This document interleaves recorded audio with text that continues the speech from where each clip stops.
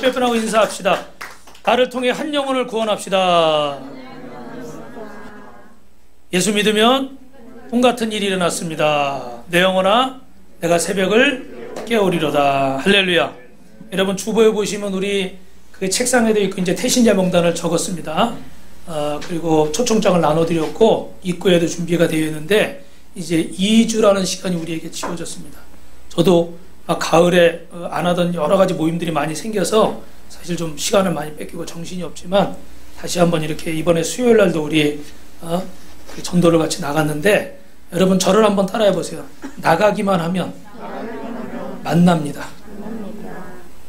우리 민준이라고 우리 주일학교가 지금 중학생 된 친구가 있는데 코로나 때문에 지금 3년 동안 얼굴을 못 봤거든요.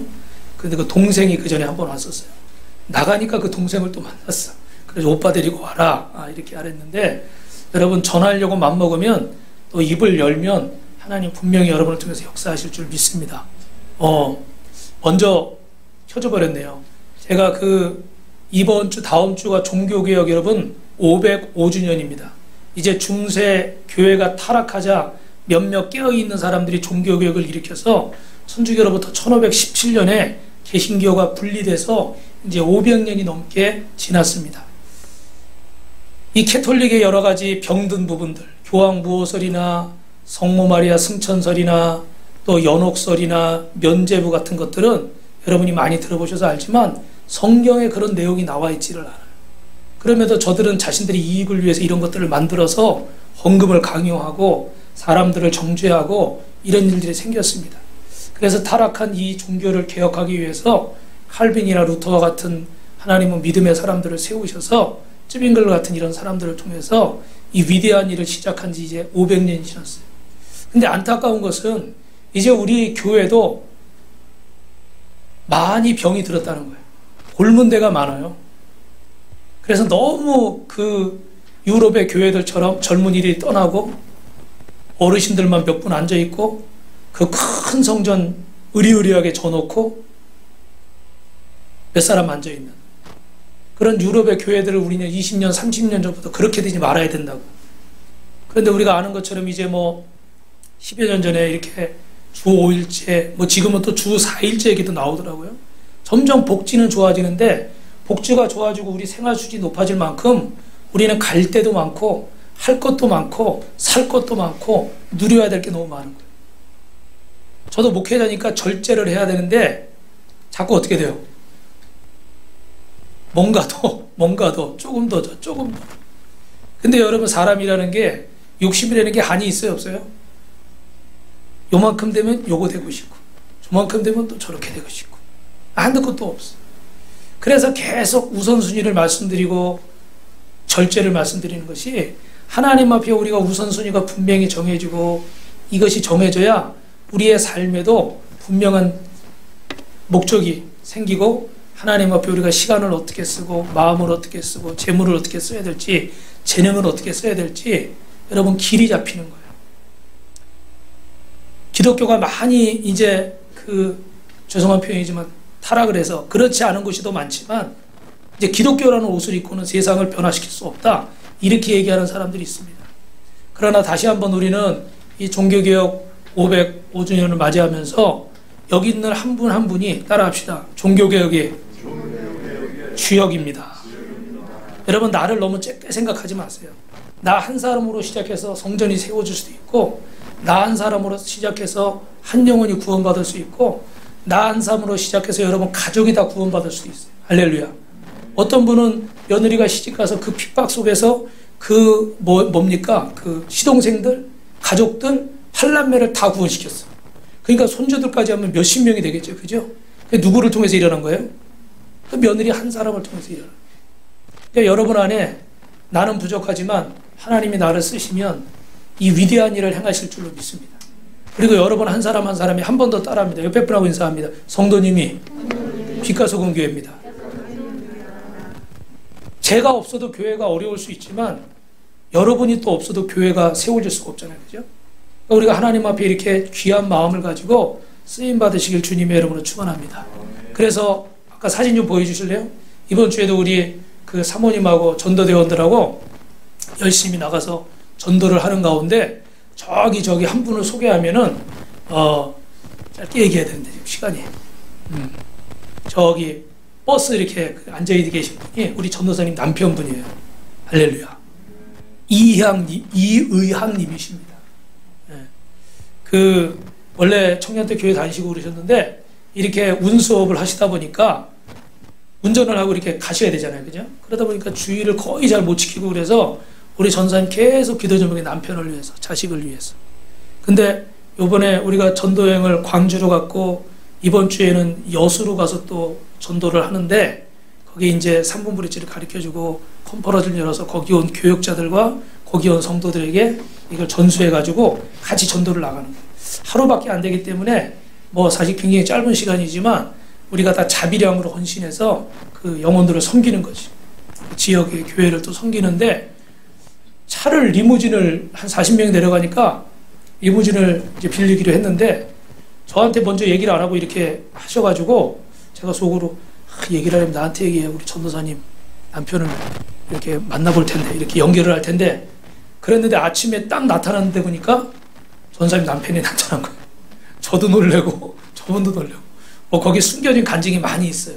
근데 중요한 건 청년 때 예수 믿었지만 지금은 어떻게 하나님을 떠난 지 굉장히 오래된 거예요. 그래도 언제 돌아오셔야죠. 그러니까 돌아가야죠.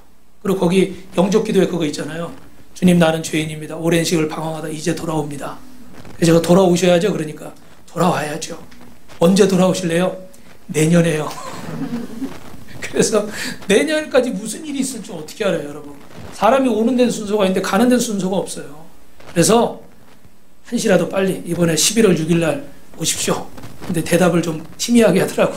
왜냐하면 또 이제 일이 잡혔을 거 아니에요, 그죠? 계속.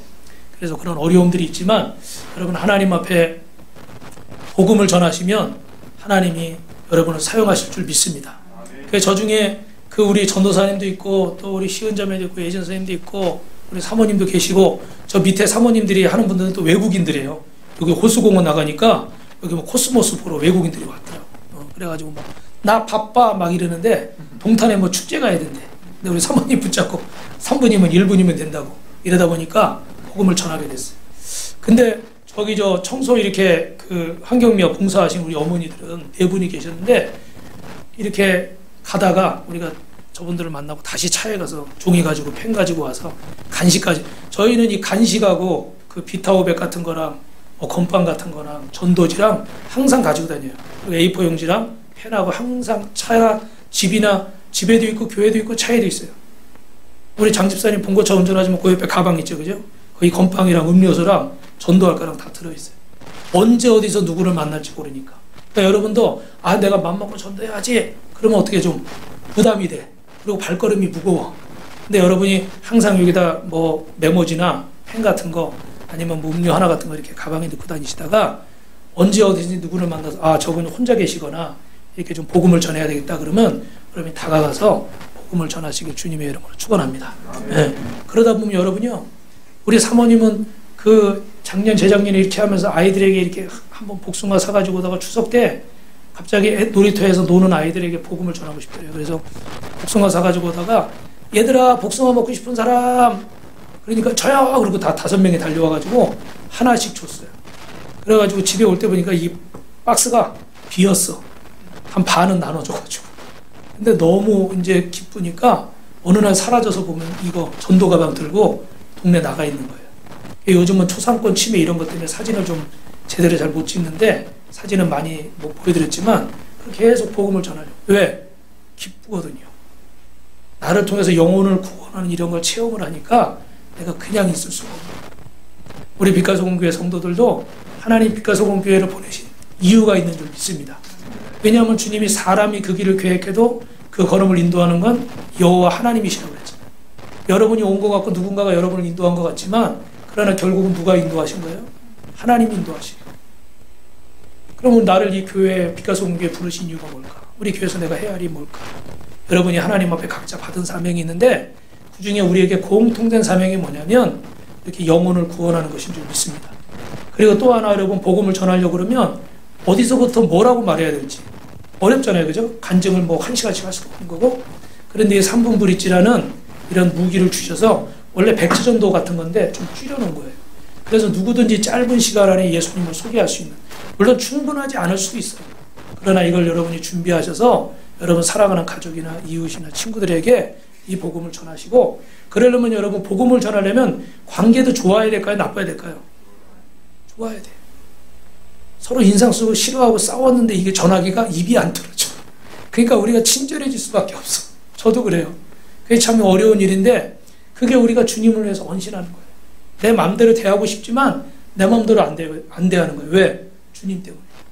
내가 저 사람에게 복음을 전해야 되니까 내가 더 친절하게 섬겨주려고 하고, 더 참아주고, 더 인내해주고, 더 기다려주는 거예요. 그러면서 그게 우리에게도 뭐예요? 그게 복이죠. 그죠?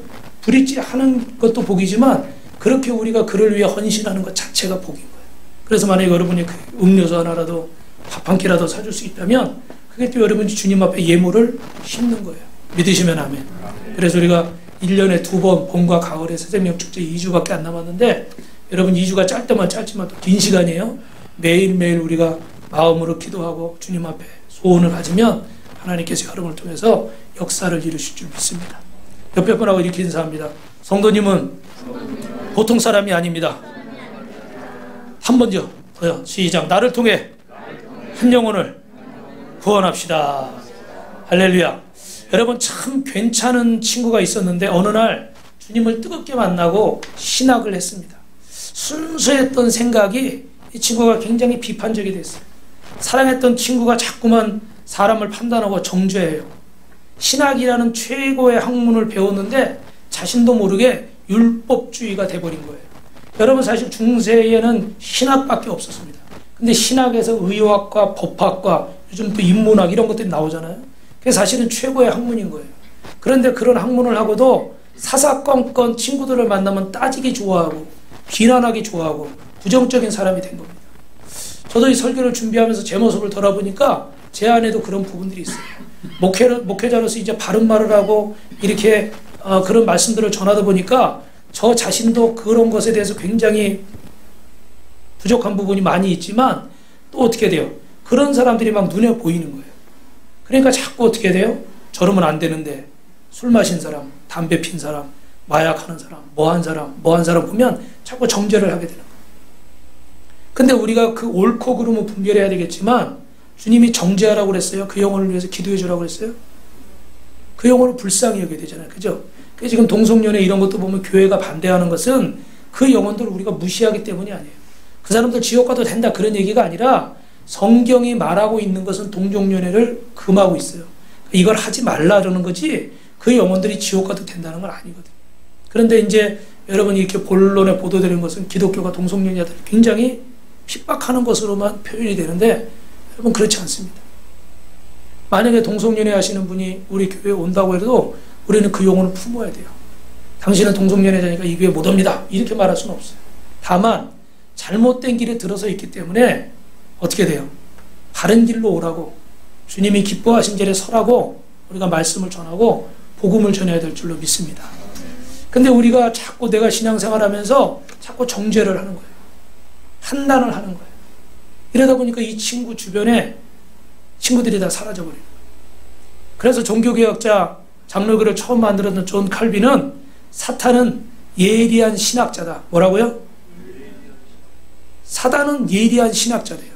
그래서 오히려 이 신학이라는 이성적인 이런 걸 통해서 우리를 더 어떻게 돼요? 잘못되게 만든다는 거예요.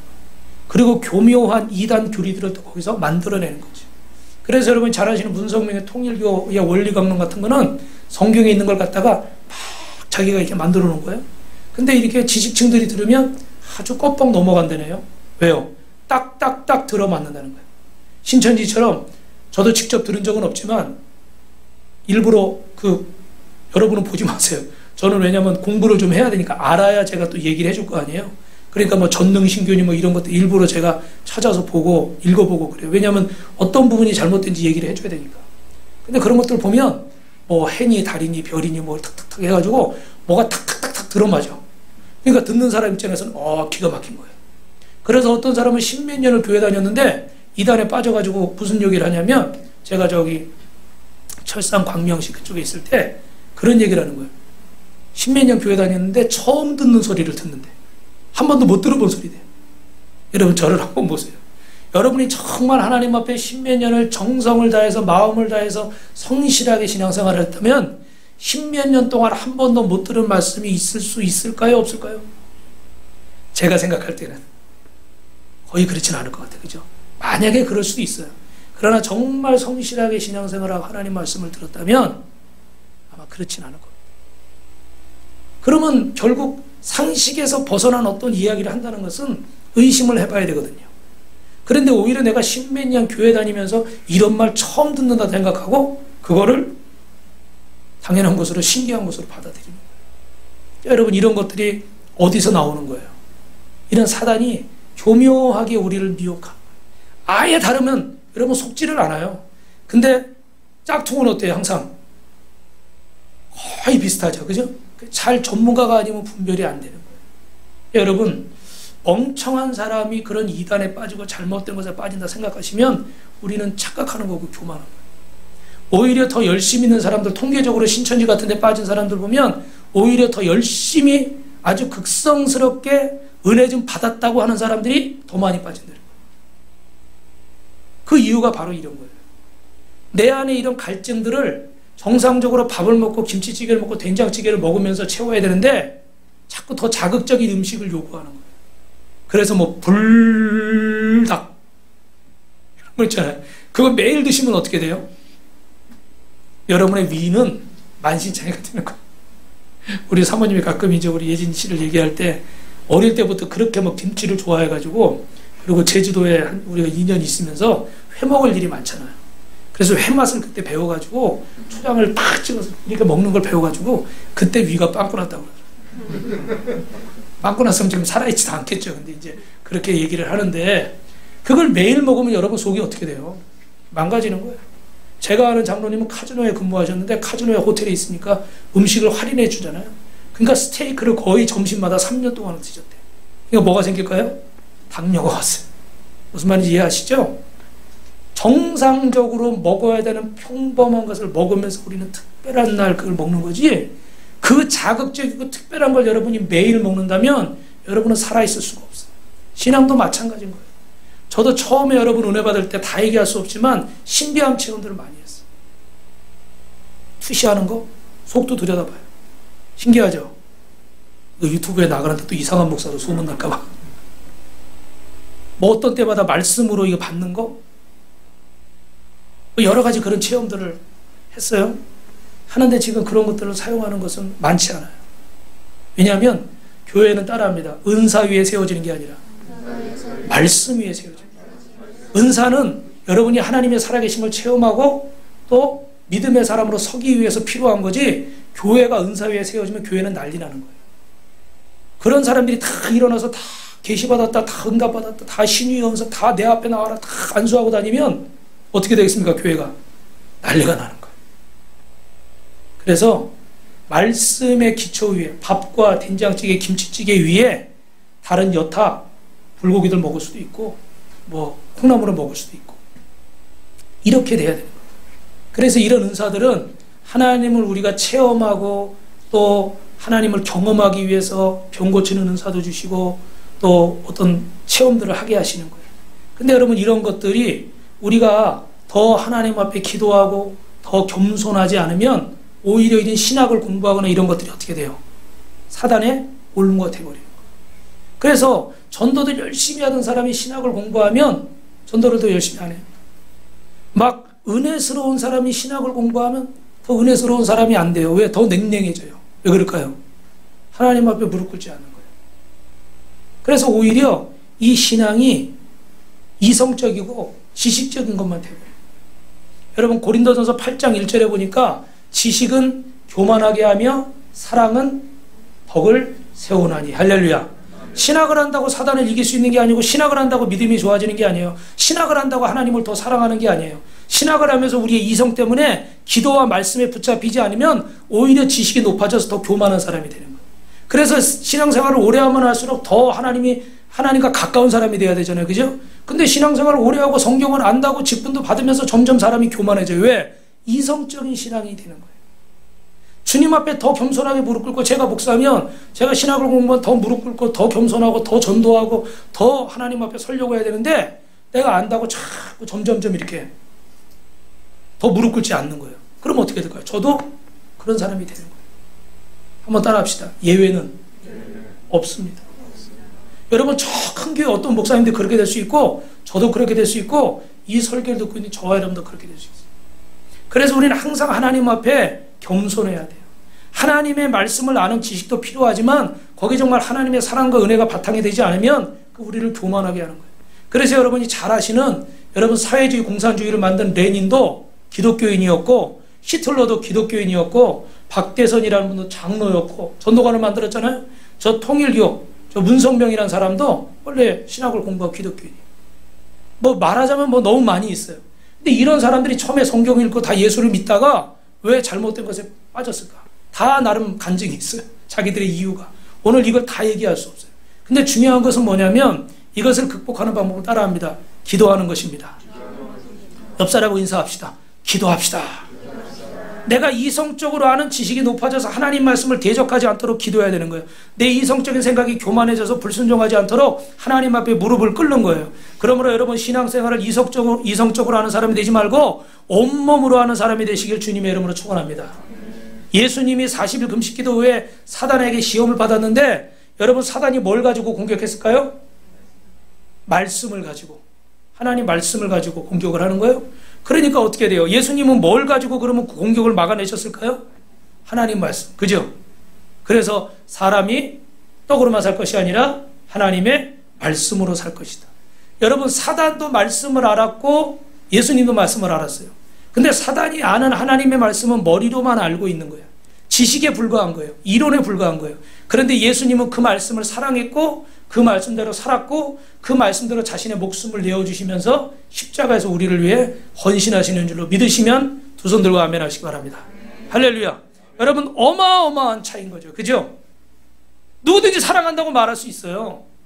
그러나 정말 내 몸과 마음과 시간과 정성과 재물과 내 모든 걸 다해서 내 목숨까지 바쳐 사랑하는 거죠.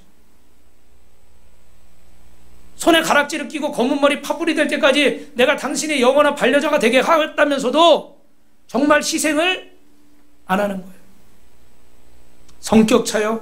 무슨 차요? 여러 가지 이유가 있어요. 그런데 정말 보면 희생하지 않는 거예요. 못 참는 거예요. 저부터도 그래요. 그런데 여러분, 이런 모든 상황들 속에서 진정으로 하나님의 말씀을 머리로만 아는 것이 아니라, 지식으로만 아는 것이 아니라, 여러분의 하나님 말씀을 사랑하기를 축원합니다. 그 말씀에 순종하기를 축원합니다. 그러면 그게 능력이, 거기서 역사가 나타나는 거예요. 희생할 때, 헌신할 때, 사랑할 때 그 말씀이 살아서 역사가 나타나요.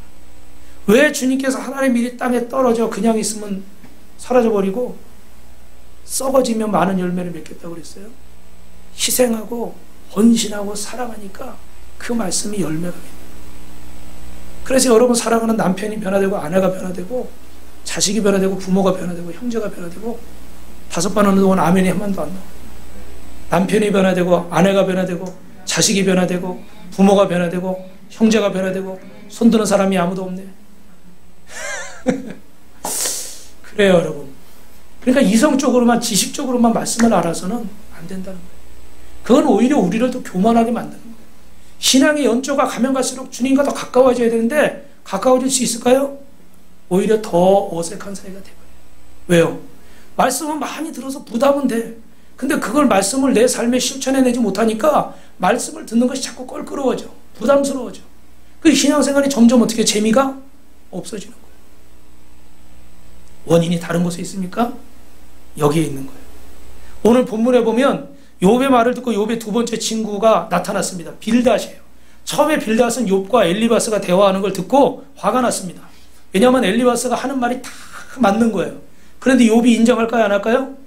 우리 지난주에 봤지만 인정을 안 하는 거예요. 그러니까 빌닷이 참다가 탁 끼어들었어. 아마 이 사람이 굉장히 성격이 급하고 직선적인 사람 같아. 그래서 우리 2절 말씀 같이 읽어봅시다. 시작. 내가 어느 때까지 이런 말을 하겠으며 어느 때까지 내 입의 말이 거센 바람과 같겠는가. 욥아, 우린 널 사랑해서 널 좀 도와주려고 위로하려고 왔다가 이제 네 문제 해결책을 좀 제시하는 건데 너는 왜 우리의 권면을 듣지 않고 죄가 없다고 그러느냐? 왜 우리를 헛소리하는 사람 만드느냐? 네가 말하는 게 거센 바람 같아. 거센 바람은 뭐예요? 광풍. 한자로 하면 미친 바람이에요. 너 왜 이렇게 정신을 못 차리냐? 너 왜 제정신이 아니냐? 너 왜 헛소리하냐? 이 말인 거예요. 여러분, 이 빌닷이 욥의 죄가 있다는 것을 어떻게 증명하려면 따라합니다. 하나님의 성품이 공의와 정의입니다. 우리 3절 같이 읽어볼까요? 시작. 하나님이 어찌 정의를 굳게 하시겠으며 전능하신 이가 어찌 공의를 굳게 하시겠는가. 여러분, 하나님은 죄 지은 자에게 벌 주고 좋은 일하는 사람에게 상 주시는 하나님이신 줄로 믿습니다. 빌닷의 말이 맞아요? 틀려요? 100% 맞습니다. 욥이 고난받는 것은 죄 때문이야. 그런데 이 말은 좀 문제가 있어요. 죄의 결과가 고난인 건 분명하지만 욥이 큰 죄를 지어서 무조건 벌을 받았다고 말하는 것은 문제가 있습니다. 우리가 지난 시간에 봤지만 오늘 이 빌닷은 이 이론을 가지고 욥을 공격하는 거예요. 근데 4절에 보니까 어떻게 공격해요? 시작. 내 자녀들이 주께 죄를 지었으므로 주께서 그들을 그 죄에 버려두셨나니. 한 명도 아니고 10명의 자녀가 함께 죽은 것은 그들이 죄가 있었기 때문이다. 네가 알지 못하는 어떤 죄가 있었을 거야. 그러니까 너는 그만큼 큰 죄이냐? 네가 무슨 면목이 있어서 입을 열고 죄가 없다고 그러느냐? 죄가 없는데 하나님이 고난을 주셨어? 그러면 하나님이 불의한 하나님이야? 하나님은 절대로 공의를, 정의를 굳게 하시는 분이 아니야. 생각해주는 말 같지만 어마어마한 말로 욥의 가슴을 찍어내리고 있어요. 그냥 내버려둬도 욥은 지금 괴롭습니다. 10명의 자식을 한 번에 잃었어요. 부모 입장에서 한 자녀가 어디 다쳤다, 사고 났다, 이런 말만 들어도 막 튀어가는 거예요. 우리 목사님 중에 한 분도 누가 이렇게 쓰러졌다고 그러니까 병원에 뛰어왔는데 보니까 운전해서 왔어요. 맨발이더래. 정신이 없어가지고 신발도 안 신고 막 뛰어간 거예요.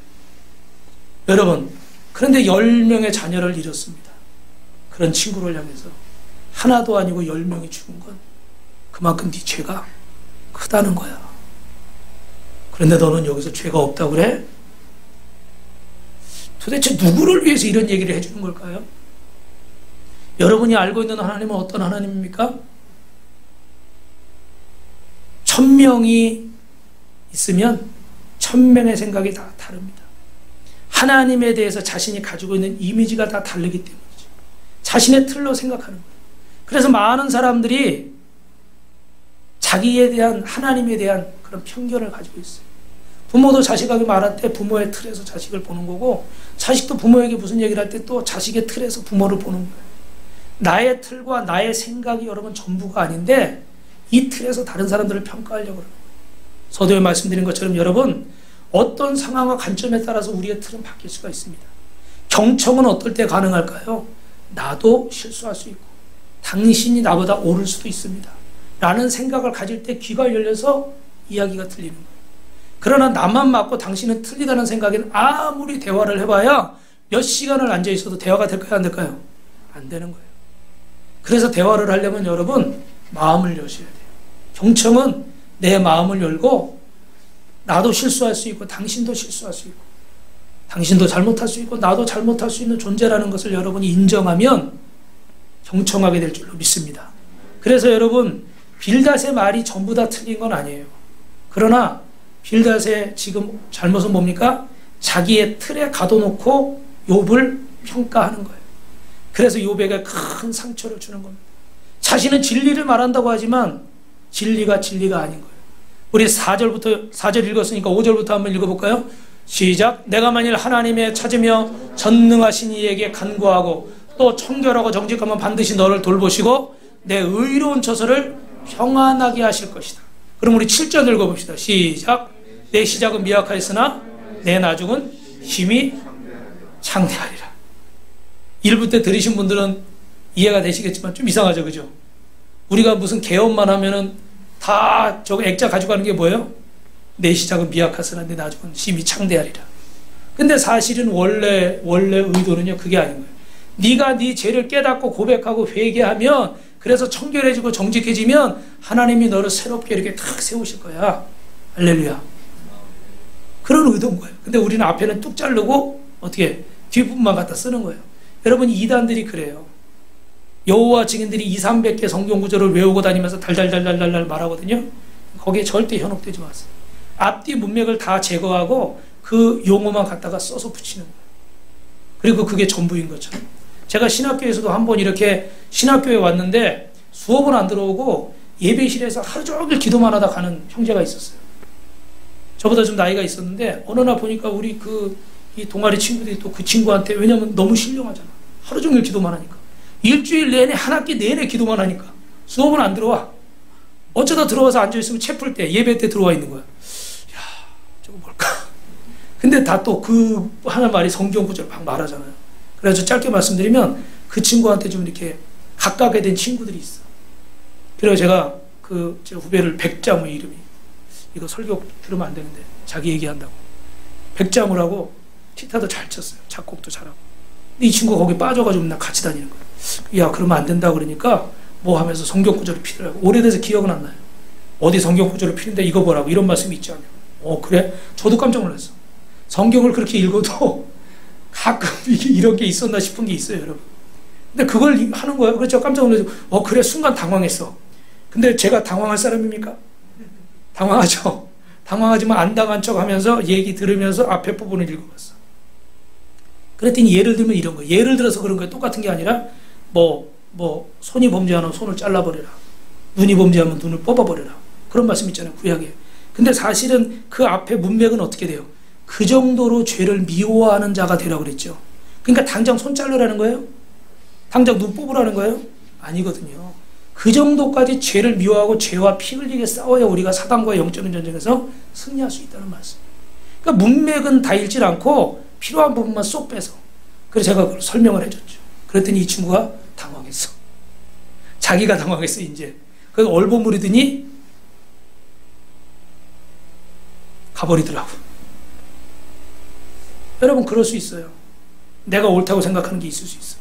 그러나 여러분, 우리는 성화되어 가는 존재이지 성화된 존재가 아니에요. 무슨 말인지 아세요? 저도 여기서 설교하고 있지만 완벽해서 여러분에게 설교하고 있는 게 아니라 저도 날마다 실수하는 사람. 날마다 실수하는 사람.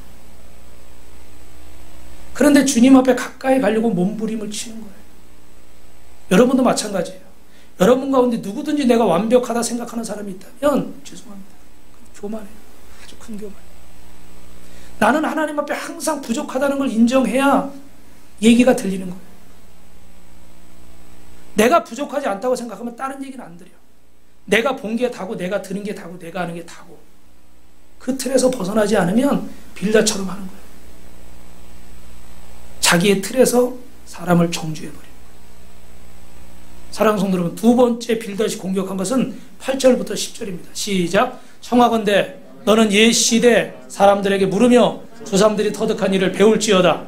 우리는 어제부터 있었을 뿐이라. 우리는 아는 것이 없으면 세상에 있는 날이 그림자와 같으니라. 그들이 내게 가르쳐 이르지 아니하겠느냐. 그 마음에서 나오는 말을 하지 아니하겠느냐. 할렐루야. 과거를 돌이켜보라. 옛날 사람들의 지혜를 가져와봐. 그럼 이제 옛날 전통적인 얘기까지 하는 거예요. 그러면 전통적인 세상 윤리는 뭐예요? 결국 결론만 얘기하면 인과응보, 공선징악. 여러분, 명심보감 개선편에 보면 공자가 이런 말을 했어요. 자활 위선자는 천보지 이복하고 위불선자는 천보지 이화한다. 무슨 말이에요? 선을 행한 자는 하늘이 복으로 갚고 선을 행하지 않는 자는 하늘이 화로써 갚는다. 이게 세상의 윤리 도덕이에요. 인과응보. 근데 이런 걸 가지고, 이 말이 사실 이 맞는 말이에요. 그죠? 그러나 이런 것만 가지고 전도를 하면 예수님이 십자가의 대속을 받아들이질 않아요. 예를 들어서 예수님이, 우리 브릿지 할 때 있죠. 선생님, 예수님이 저와 선생님의 죄를 위해서 십자가에서 죽으셨습니다. 아멘을 안 하네? 우리는 아멘 하잖아요? 근데 어떤 사람들이 이렇게 말해. 아니, 내가 죄진 건 내가 벌을 받아야지 왜 다른 사람이 벌을 받아요? 그것도 맞는 말이에요. 그죠? 내가 잘못한 건 내가 죄값을 치러야지 왜 다른 사람이 받아? 그러니까 정말 인과응보와 공선징악에 머리가 꽉 차 있는 사람, 자기 틀이 갖춰져 있는 사람은 예수님의 십자가가 이해가 될까 안 될까? 안 되는 거예요. 아니, 나를 언제 봤다고? 아니, 나를 언제 안다고? 나를 무슨 사랑한다고 목숨까지 바쳤다고? 말 같지도 않은 소리. 세상에 그런 사람이 어디 있어? 그죠? 그죠? 단돈 100원도 손해보려고 안 하는 시대에 나를 위해 목숨까지 버렸다고? 그것도 2000년 전에 나를 위해 십자가를 죽었다고? 헛! 소리하고 있네. 이렇게 돼버리는 거예요. 안 그런 것 같아요, 여러분? 전도해보세요. 별의별 사람을 당한, 상상하지 못한 얘기를 하는 거예요. 제가 3분을 얘기하니까 핸드폰을 열더라고요. 왜요? 3분 재려고요. 요 앞에서 그랬어요, 요 앞에서. 우리 간판할 때. 그 이후로 그런 사람을 2사람 더 만났어. 나쁘다는 게 아니라 별의별 생각을 하는 사람이 다 말아요. 그래서 8절에는 뭐라고 말합니까? 우리가 우리 옛사람은 우리 조상들보다 지혜롭지 못하다. 9절에 우리 일생은 너무 짧아서 아무도 지식의 깊이를 깨닫지 못한다. 결국은 인류에 축적된 지혜가 우리의 지혜보다 뛰어나지 않겠느냐? 그런데 그 인류에 축적된 지혜가 결국 보니까 10절에 뭐라고 그래요? 죄의 결과는 벌이다. 요봐, 네가 하나님이 공의와 정의의 하나님인 것을 봐도, 그리고 우리 옛 선배들이 수백 년 수천 년 모아온 그 지혜를 봐도 결국 죄의 결과는 벌이야. 네가 당하고 있는 건 죄를 지었기 때문이지 아무 죄가 없는데 이런 일이 일어날 수는 없어. 이해되시죠? 그럼 욥이 여기 수긍합니까? 안 합니까? 안 하는 거예요. 그래서 마지막으로 3절에 따라합니다. 하나님이 창조한 자연을 보라. 우리 11절 말씀 있습니다. 시작. 왕골이 진퍼란이 돼서 크게 자라겠으며 갈대가 물 없는 데서 크게 자라겠느냐. 왕골과 갈대는 여러분 물이 있는 곳에서 자라는 식물이에요. 그런데 물이 없을 때라도 어느 정도는 자랄 수가 있어요. 그러나 크게 제대로 원래대로 자랄 수는 없겠죠. 그러니까 욥아, 너도 전에는 잘 살았잖아. 너 잘 나갔잖아. 너 왕골과 갈대처럼 처음에 물이 제대로 없어도 칭찬받고 존경받고 부자가 됐잖아. 그런데 너 나중에 결국 어떻게 됐어? 이 모양 이 꼴이 됐잖아. 10명의 자식이 다 죽고 네 재산 다 잃어버리고 너 이런 꼴이 됐잖아. 네 가문이 망해버렸잖아. 너 무슨 할 말이 더 있어? 결국은 네가 죄를 지었기 때문에 이런 일이 생긴 거야. 13절 말씀이야. 시작. 하나님을 잃어버리는 자의 길은 다 이와 같고 저속한 자의 희망은 무너지느니라. 네가 하나님을 잃어버렸기 때문에 잘못된 길로 갔기 때문에 결국은 하나님의 성품 받아 전통적인 걸 받아 자연의 이치를 받아 너는 죄인이야. 제발 변명 그만하고 인정해. 이런 말이에요. 고난 가운데 있는 욥이 이렇게 말하는 친구의 말을 들었을 때 그의 마음은 어땠을까요? 빌닷은 욥의 가슴에 못을 박습니다. 22절 말씀 읽어볼까요? 시작. 너를 미워하는 자는 부끄러움을 당할 것이라 의인의 장막은 없어지리라.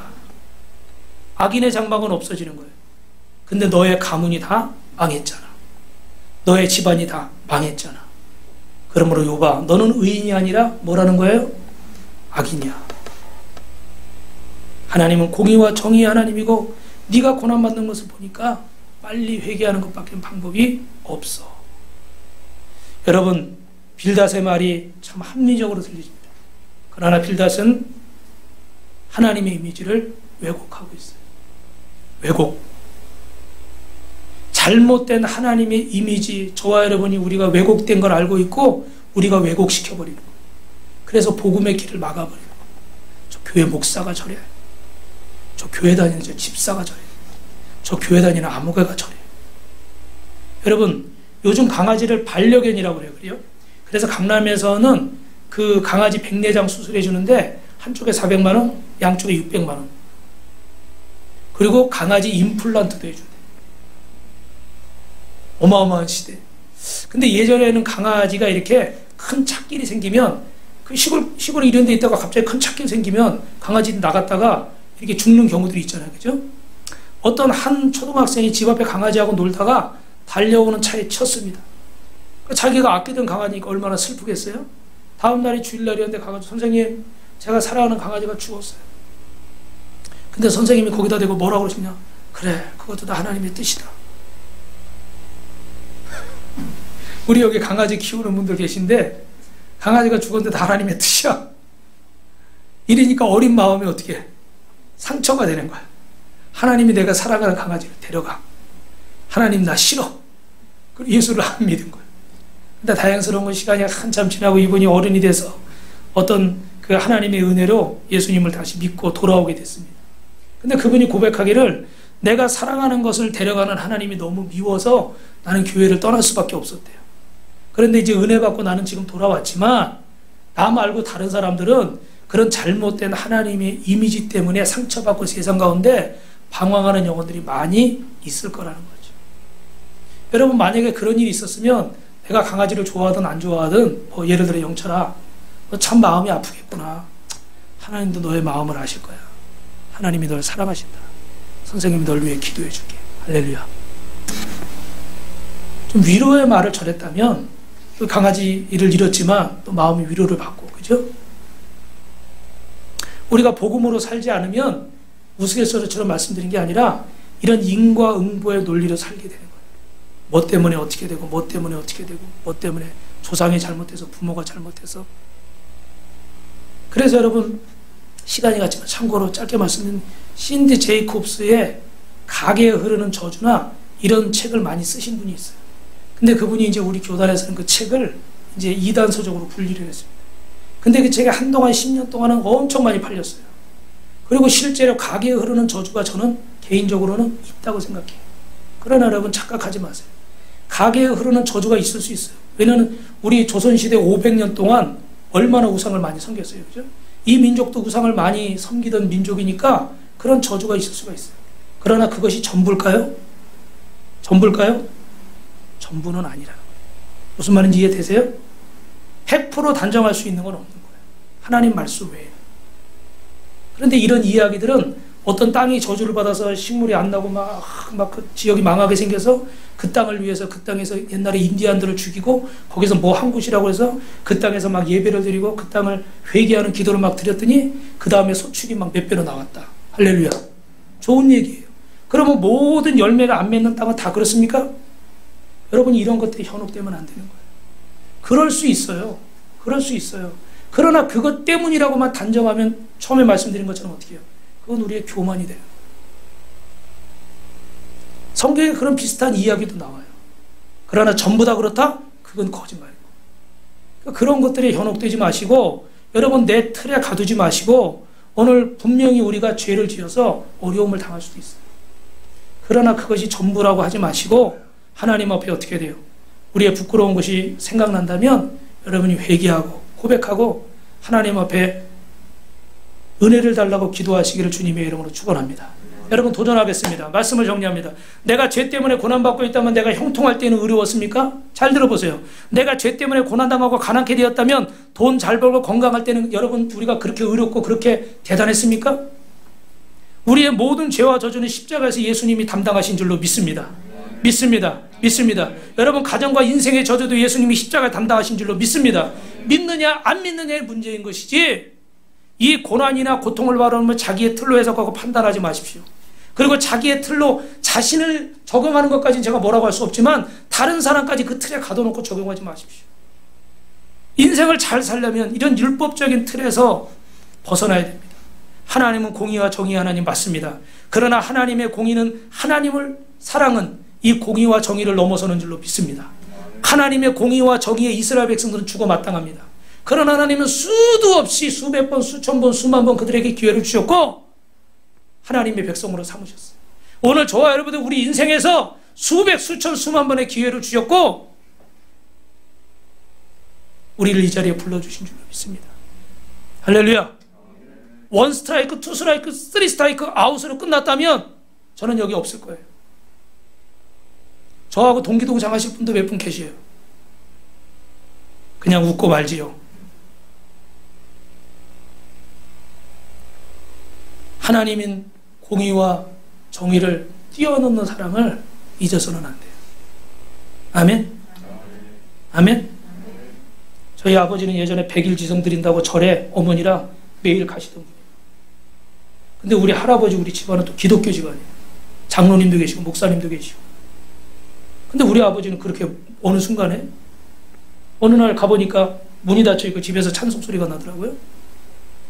이 전도를 받아서 예수님을 영접했어요. 그래서 새벽 기도를 나가죠. 할렐루야. 어느 게 중요해요? 100일 동안 산에 시루떡 해가지고 지성 드린다고 비나이다 그게 중요해요? 오늘 이 시간에 예수를 나의 구주로 영접하고 주님 앞에 내 모든 걸 맡기는 게 중요한 거예요. 아멘? 저주? 그딴 거 두려워하지 말아요. 그딴 소리 현혹될 필요 없어요. 예수님은 십자가에서 그 저주를 끊으시려고 죽으신 거예요. 근데 주님은 당신을 위해서 온갖 저주를 다 당하시고 십자가에서 죽으셨는데 당신은 예수를 믿는다고 하면서 아직도 그 저주에 매여서 그런 쓸데없는 것들에 매여서 그런 소리들이 현혹돼서 낙심하고 원망하고 불평하고 열등감을 느끼고 있다. 그것이 과연 주님의 뜻이겠어요? 아니죠. 로마서 8장 35절, 38절, 39절에 이렇게 말합니다. 그러므로 누가 하나님의 사랑에서 우리를 끊을 자가 있느냐? 혼란이나 공고나 박해나 기근이나 적신이나 위험이나 켜리라 그 어떤 것도 우리를 사랑하는 하나님의 사랑에서 우리를 끊을 수 없느니라. 사도 바울은 죽을 고비를 수없이 넘긴 사람인데 그 어떤 것도 나를 죽일 수 없었어. 왜? 하나님의 사랑이 내 안에 있기 때문에. 그 하나님의 사랑에서 어떤 것도 우리는 끊을 수가 없는 줄로 믿습니다. 제가 이번에 신방하면서 이 말씀 드렸는데 오늘 이 말씀 드리고 마치겠습니다. 여러분, 페이버라는 책이 있어요. 우리 지금 그 독서 나누면서 이 책을 또 읽고 있는데 여기는 하영록 톰 하디라는 분이 그 짧게 말씀드리면 아버님이 저 부산의 그 용호동이라는 곳에서 그 나환자들을 섬기며 7년을 사역했습니다. 근데 7년 사역을 마치고 가려고 그러니까 참 어려웠어요. 왜냐면 뭐 아이들이 학교 가서 막 놀림당하고 나환자들 문둥이라고 놀림당하고 참 힘들었어요. 근데 갑자기 사모님이 여보 내가 7년 동안 당신 따라와서 이렇게 사역을 했지만 나 너무 하나님 앞에 부끄러워요. 내가 감사로 하지 못하고 기쁨으로 하지 못하고 나 억지로 했어요. 나 7년만 더 내 마음을 다해서 저 영혼들을 섬기고 싶어요. 대단하죠, 그죠? 그래서 그렇게 14년을 섬겼습니다. 나간 자들은. 하나님의 은혜로 선교사를 통해서 이렇게 미국으로 이민을 가게 됐는데 저분이 둘째 아들인데 그 20대 젊은 나이에 미국의 큰 회사에 중역이 됐어요. 굉장히 출세한 거죠. 복을 받았어요. 그런데 어느 날 운전하다가 심장이 갑자기 쪼여오고 가보니까 심장에 문제가 생겨서 심장 이식을 받아야 돼요. 그 와중에 심장 이식, 나한테 맞는 심장을 받아야 되잖아요. 그래서 뭐 그 안에 여러 가지 내용들이 있지만 중요한 것만 말씀드리는 거예요. 그래서 생명의 위험을 막 느끼고 넘어가다 딱 자기에게 맞는 심장이 나왔어요. 며칠 있으면 이제 이식 수술을 해야 되는 거예요.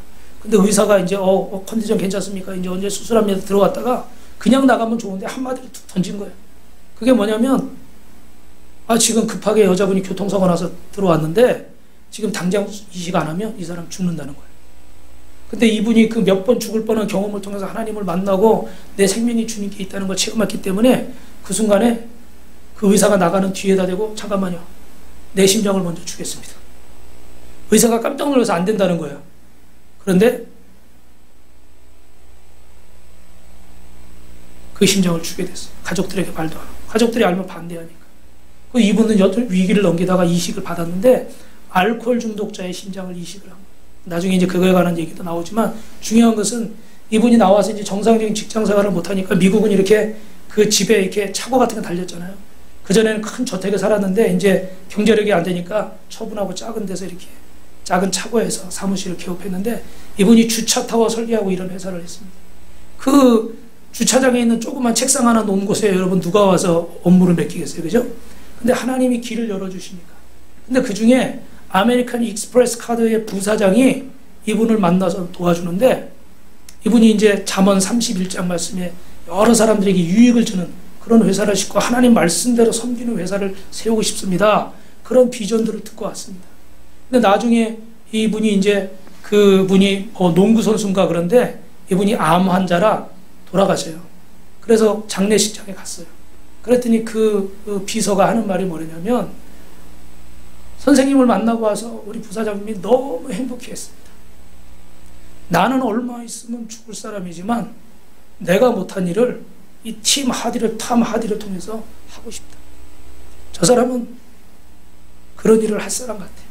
그러니까 내가 죽더라도 자네가 이 사람을 좀 잘 밀어줘. 할렐루야. 이 톰 하디도 놀라운 거예요. 전혀 인연이 없던 사람인데 그렇게 그런 대기업에서 도와주니까 회사가 막 많이 컸죠. 그래서 그분의 소리를 듣는 순간, 여러분 주님께서도 저와 여러분에게 이런 은혜를 주시지 않겠어요? 오늘 주님께서 나의 일을 맡아서 해줄 자가, 예수님 이 땅을 복음을 전할 사람이 저 12명, 그 중에 한 명은 배신하고 도망가고 죽어버리고 저 11명 가지고 이 세상을 어떻게 변화시키겠습니까? 주님 말씀하시죠. 나는 그들을 믿는다. 나는 그들을 믿는다. 아멘이 안 나오네. 나는 우리 빛가서 공부의 성도들을 믿는다. 나는 우리 김 목사를 믿는다. 나는 우리 장 집사를 믿는다. 나는 우리 김 집사를 믿는다. 할렐루야. 오늘 여러분 틀을 깨십시오. 하나님 안에서 자유하시고 기뻐하시고 행복하시고 감사하시고 승리하시고 여러분을 통해 한 영혼을 구원하는 귀한 역사가 있기를 주님의 이름으로 축원합니다. 축원합니다.